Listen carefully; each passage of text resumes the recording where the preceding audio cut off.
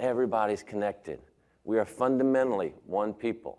And if we could only see each other that way, there would be no more sorrow, no more hatred, no more war. What a beautiful value. And my friend, the Dalai Lama, happens to agree with this as well. So in Louisville, we define compassion as the respect for all of our citizens. So we want their human potential to thrive, to flourish, or as Thomas Merton said, shine like the sun. So this all sounds good, right? The question is, how do you actualize the potential of people? And then how do we harness that potential together to build a great American city? So we designed the work within city government this way. Welcome back. On today's episode, we are sitting down with Greg Fisher, who was reelected back in November to his third term as the mayor of Louisville, which is Kentucky's largest city with a population of over 700,000 people. And Mayor, once again, we appreciate your time here joining us on In Focus Kentucky. Great to be with you. And let's talk about the a very big issue here in the city of Louisville about the homelessness population and those who are experiencing homelessness. What is the best way to tackle this particular issue here in the city of Louisville, and what kind of things have you all done so far to address it? Well, homelessness is obviously a national problem, and any city right now is fighting this issue. We have between 400 and 500 unsheltered homeless folks in the community. And when people talk about homelessness, it's important to understand the types of population we're speaking about. So there's folks that have severe mental illness. There's folks that have substance abuse or addiction problems. There's folks that are just hard on their luck. And there's also folks that just don't want to go inside because they can't be around people. So having solutions for each one of those segments is an important part of the challenge. Immediately what we're doing right now is developing a storage facility. One of the reasons homeless will tell us they don't go into a shelter is that because they don't have a place to put their stuff. So that's what the storage facility is about. The second is looking at the construction of what we call a low barrier shelter. Some folks are not allowed into normal shelters because of behavioral problems and other issues. So what's that look like to have a low barrier shelter? And then ultimately what we have to ask is, why are there homeless people? In my view, this is a visible reflection of the failures of our societal systems. So affordable housing, funding has been decreased 90% since the top level at the federal basis. Minimum wage. If minimum wage had kept up with inflation, it'd be more than twice what it is right now.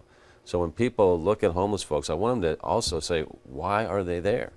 When you talk about funding for mental health resources, the country used to have 600,000 beds for people with severe mental illness. Now it's 50,000. So this type of defunding is what results in a lot of our homeless problems. And then people see them on our streets and wonder, wow, what happened? These are decisions that have been made by people we've elected that result in the homeless problems that we have, not just here in Louisville, but Nashville and Indianapolis, Los Angeles, all over the country. We can do better than this as a people. And has this been an educational process for you yourself, just to be able to learn all the different ins and outs of what the issue is, but then how to address it, and then obviously talking with people out in the community and just learning as you go?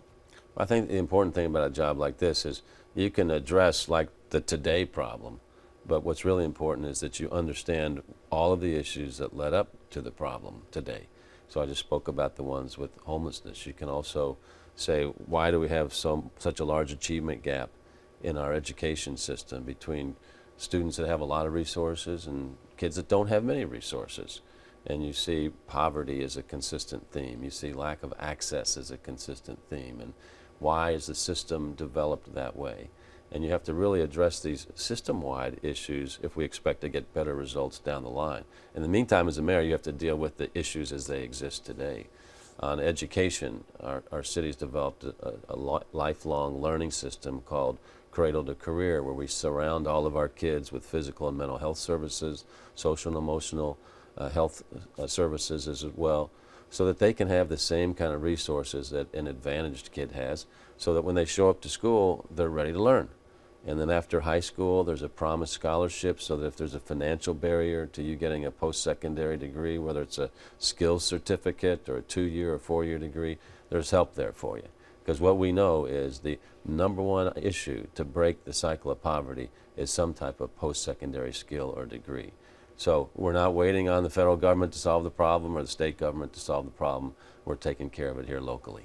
Is it important to you to be able to have that relationship with different various community partners and nonprofit organizations that kind of help you be able to digest this information but then determine what policies or things that make sense moving forward? No question about that. All of this work is done with public, private, nonprofit partnerships.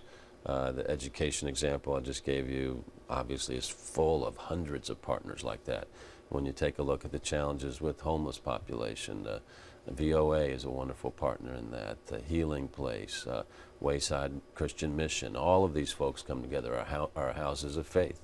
Our Summer Works job program, our first year we provided 200 jobs for summer youth. This past summer, 6,200. That would not have been possible if our business community didn't step up. Wow. Well, stay with us on In Focus Kentucky as we are visiting with Louisville Mayor Greg Fisher. We'll continue our conversation with him. And that means severe cuts in government services that we provide right now. So everything from police to firefighting, garbage pickup. Let's fix the pension, but let's fix the funding mechanisms at the same time and don't cripple the cities and counties while we're doing that. But first, another check of your Weather on the Ones forecast is coming up after this break.